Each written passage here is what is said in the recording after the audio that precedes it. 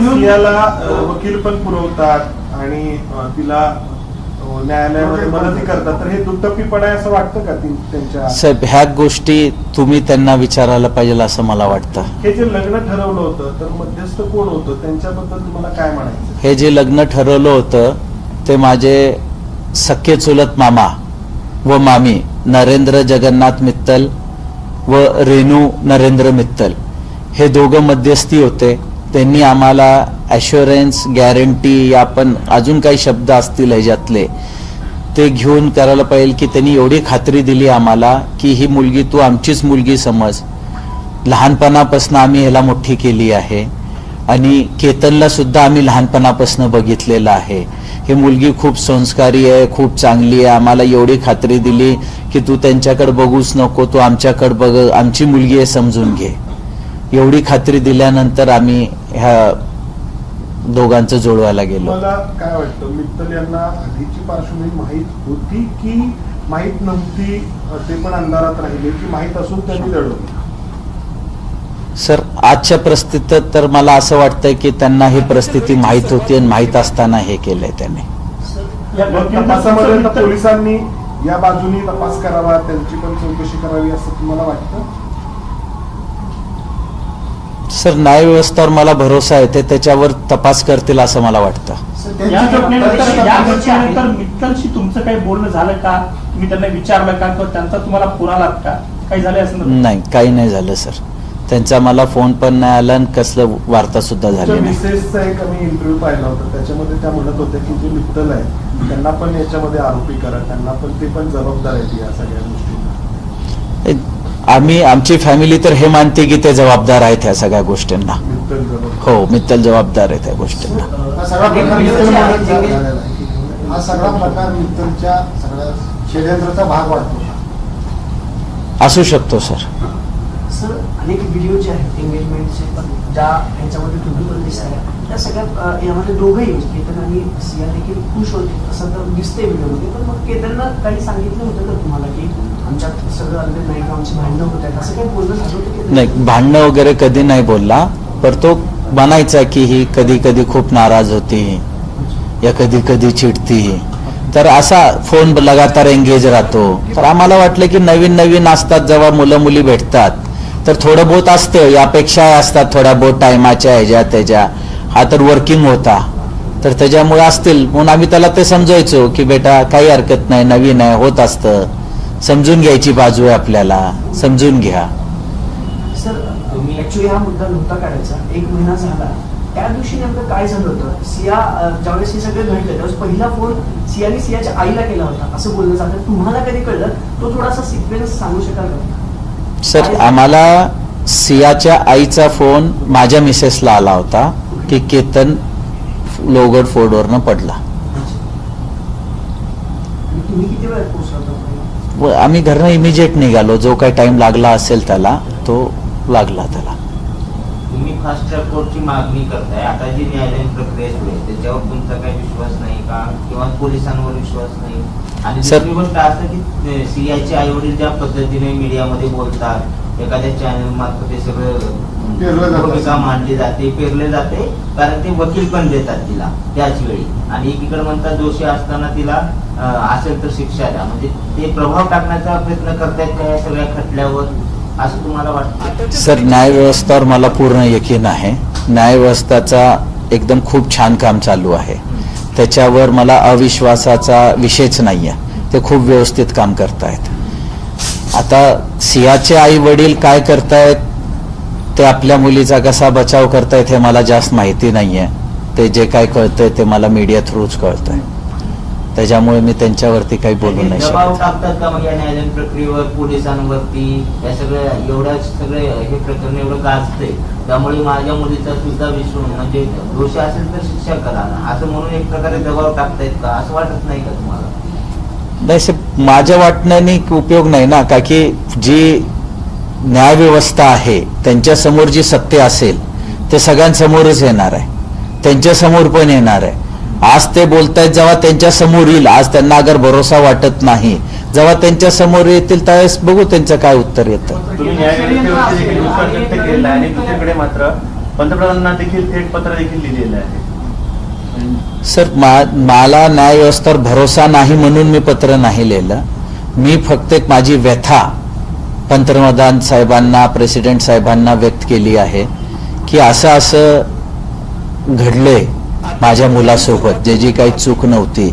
तो एक चांगला सुशिक्षित मुलगा आज काम करणारा होता आणि त्याच्यासोबत असा अन्याय झालाय आणि त्याच्यासाठी फक्त मी एवढीच त्यांना प्रार्थना केली की तुम्ही लवकरात लवकर निष्पक्ष न्याय मिळावा त्याला, ह्याची मी प्रार्थना केली. जर नरेंद्र मित्तल यांनी षडयंत्र केलं असेल आणि जर कदाचित त्यांची चौकशी झाली नाही तर नक्की कारण काय होतं हे बाहेर येणार नाही, तर तुम्ही पुढे पोलिसांना तशी विनंती करणार का की नरेंद्र मित्तलांना आरोपी करावं, त्यांची चौकशी करावी, कारण त्यांची चौकशी केल्याशिवाय किंवा त्यांच्यावरती गुन्हा दाखल झाल्याशिवाय पुढची न्यायालयीन प्रक्रिया होणार नाही. सर मी ते बोलूचा विषय नाही आहे, का की जे आरोपी त्यात असतील आणि पोलीस त्याच्यावर जांच करत आहे त्यांना जे वाटतं योग्य ते करतील.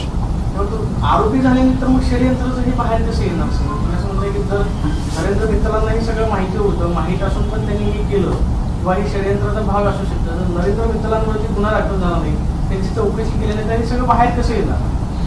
नाही, आता ते पोलिसांचं इन्व्हेस्टिगेशन पार्ट आहे की ते काय प्रकारे करतायत. त्यानंतर तुम्ही तक्रार घेणार का की नरेंद्र मित्तलांना आरोपी करावं याच्यावर? तक्रार अगर असं त्यांना गरज वाटली, त्यांनी मला सांगितलं तर करीन, पण आता म्हणजे त्यांच्या इन्व्हेस्टिगेशन पार्टचा मला अजून आयडिया नाही आहे, का की मला जे काय वाटत होतं मी ते पोलिसांना सांगितलेलं आहे ऑलरेडी. फास्ट ट्रॅक बद्दल सरकारकडून काय तुम्ही मुख्यमंत्र्यांना भेटलात, पत्र लिहिलात, पुढे काही बोलणं झालंय, काही तुम्ही त्याचा फॉलोअप घेताय की लवकर व्हावं, याच्यासाठी कुणाशी बोलताय, काही नाही उत्तर आले का पत्रात? नाही, पत्राचं उत्तर नाही. सर तुम्ही तुळजापूरमध्ये पण एक मुवमेंट चालू झाली या गोष्टीवरून, असं काही आहे का? हो, मी तुळजापूरला जन्मलो, तिथंच मोठा झालो. माझे हे सगळे मुलं सुद्धा तिथंच, आमच्या तिन्ही भावांचे मुलं सुद्धा तुळजापूरला जन्मलेत. शिक्षणासाठी आम्ही पुण्यात आलो होतो आणि तिथल्या लोकांना सुद्धा ह्या गोष्टींचा खूप दुःख आहे, म्हणून तिथं सुद्धा ते लोक म्हणजे कुठं आपलं दुःख व्यक्त करत आहेत. समाजाकडून कशा प्रकारची प्रतिक्रिया आणि सहानुभूती किंवा आपल्या ह्या संघर्षाच्या लढाईमध्ये सहभाग आहे? मी सगळ्या समाजांना हात जोडून विनंती करतो, आतापर्यंत तुम्ही माझा सगळा खूप चांगला साथ दिलाय. अजून मला न्याय भेटण्यासाठी सगळ्यांनी माझा असाच साथ द्यावा आणि ह्या दोघा आरोपीला व ह्याच्यात जे आरोपी असतील, जे समोर येतील पोलीस इन्व्हेस्टिगेशन मध्ये, त्या सगळ्यांना शिक्षा भेटण्यासाठी माझा सहयोग करावा अशी मी त्यांना विनंती करतो. पाठीमागे तुम्ही एमबीडीएची बोलताना असं म्हटलं की लोहगडावर ती परिस्थिती ज्यांनी पाहिली त्यांनी पुढे यावं असं आवाहन केलं होतं, तसं काही तुमच्याशी कोणी कॉन्टॅक्ट वगैरे केलाय का? नाही, माझ्याशी कोणी कॉन्टॅक्ट नाही केलं. मी त्यासाठीच आवाहन केलं की त्यांनी पोलिसांकडे जावावं आणि त्यांनी त्यांच्याशी काय असेल ते सांगावं. सर, याच्यामध्ये काही जे मोबाईल रिकव्हर केले आणि त्या चॅटिंग आणि व्हिडिओवरून असं लक्षात येते की अनेक महिन्यांपासून म्हणजे ज्या वेळेस लग्न ठरलं त्यानंतरच खऱ्या अर्थाने कट रचला गेला, ज्यामध्ये कॉन्ट्रॅक्ट किलिंगचा देखील एक पर्याय होता, स्लो पॉइझनिंग करणार होते. या ज्या काही गोष्टी बाहेर येत आहेत वेगवेगळ्या माध्यमातून, त्यात कितपत तथ्य आहे? सर सत्यच असेल ना, म्हणजे पोलीस हे जी गोष्ट सांगू शकेल, मी कसं सांगू शकणार? इन्व्हेस्टिगेशन हे पोलीस डिपार्टमेंट करतंय. नाही, मला काही कल्पना नाही दिली. मला जे काही कळतंय ते मीडियावरूनच कळतंय. केतनचं खून करण्याच्या उद्देशानं सिंहाने त्याशी लग्न जुळवलं, मध्यंतरी मित्तल वगैरे ही सगळी मंडळी, मी काही षडयंत्र आहे मोठं, कोणी दुसऱ्याचं आणखी कोणी याच्यात असू शकतं असं वाटतं. याला काय आर्थिक बाजू आहे का की दुसऱ्या व्यवसायाला काही हे आहे का? नाही, ते मला माहिती नाहीये सर. त्याची आता पोलीस इन्व्हेस्टिगेशन तपासातच कळेल. व्हावा का तपासाचा? हा तपास तर व्हायलाच पाहिजे ना. तुमचा आणि त्यांचा कारण तिला जर लग्नच करायचं नव्हतं, नाही कसलाही अशी बातमी ते की 3-4 एकरचा काहीतरी नाही कसलाही व्यवहार नाही सर. नाही. सर मी सून आणायला गेलतो माझ्या घरासाठी.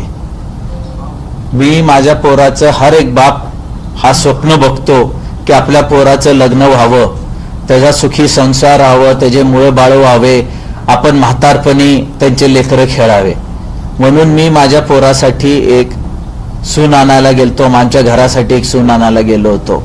पण आज माझी परिस्थिती अशी आहे की माझा मुलगाच नाही राहिला.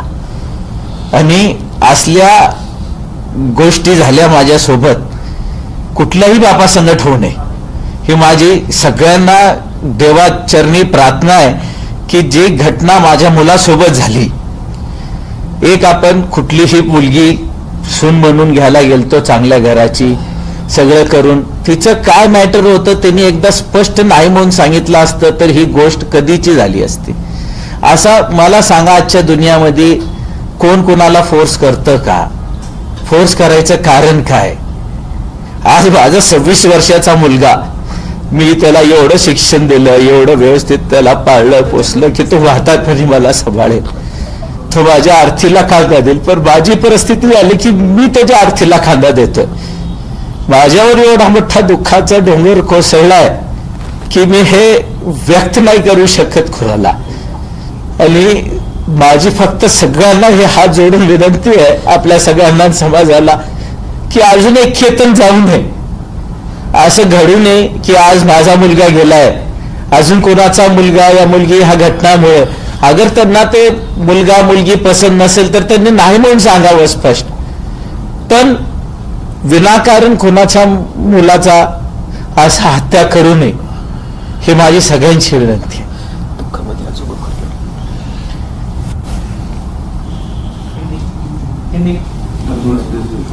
क्या कहेंगे? एक मिनट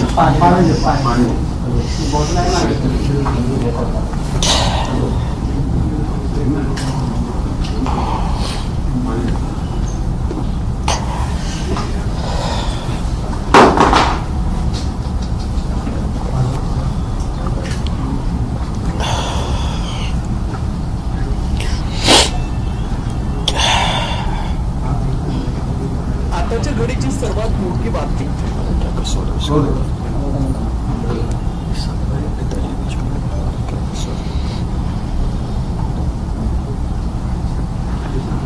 कल एक महीना होने वाला है कीर्तन जाने के बाद, तो इस तरह से पूछताछ शुरू है और आपकी क्या मांग है?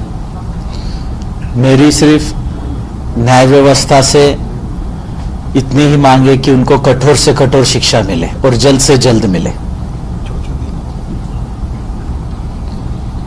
जितने जल्दी हो सके और उसमें जितने आरोपी हैं और भी अगर होंगे तो उन सबको मिला के कठोर से कठोर शिक्षा मिले. पुलिस की अभी तहकीकात शुरू है और कितना भरोसा है आपको पुलिस के ऊपर?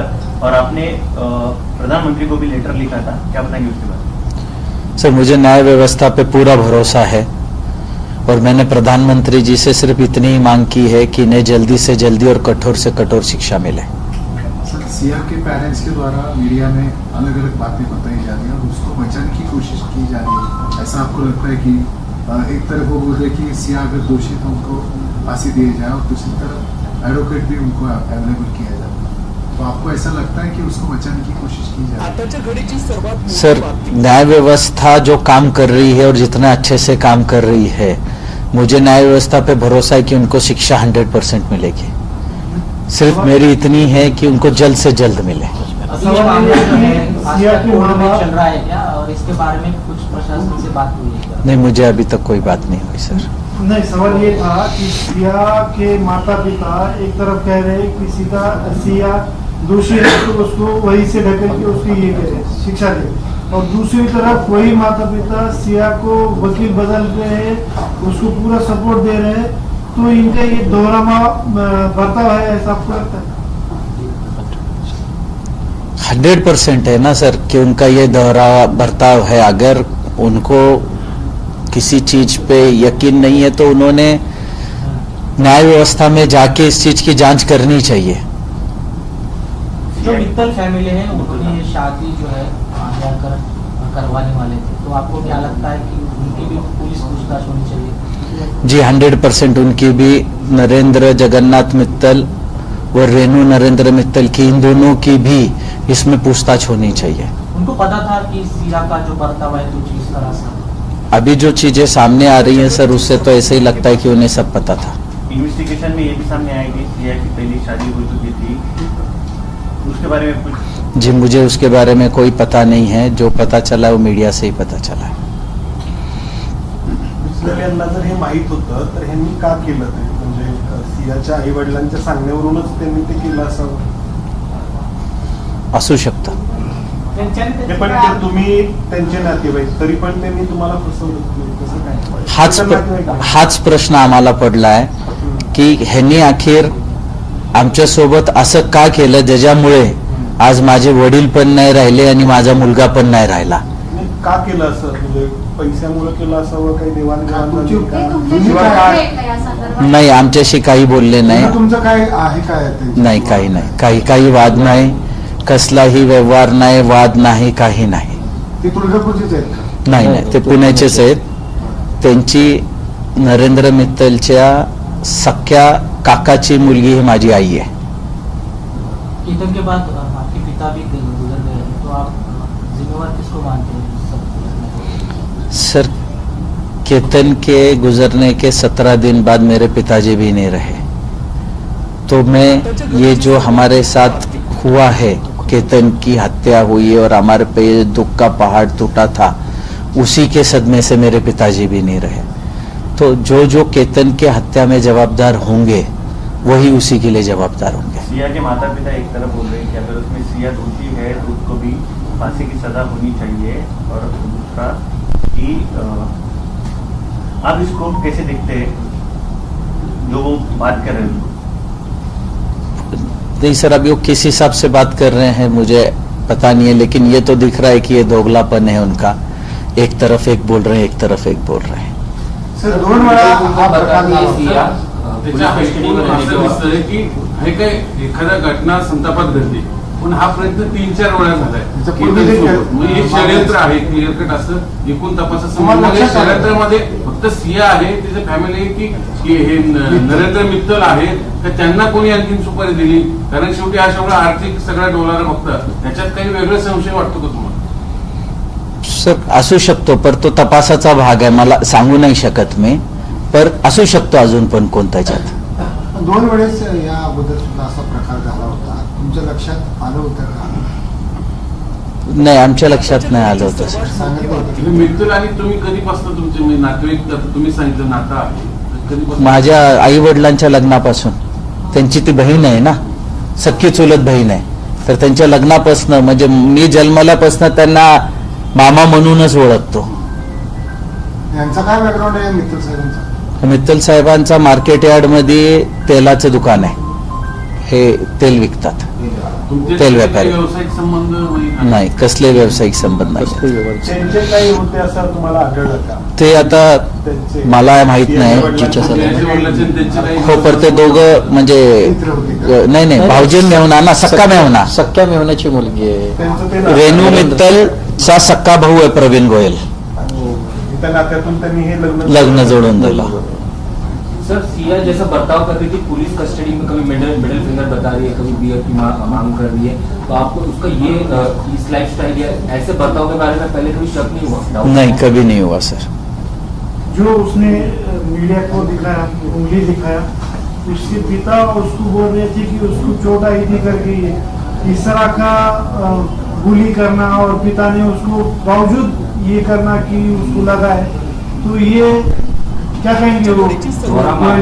सर, बहुत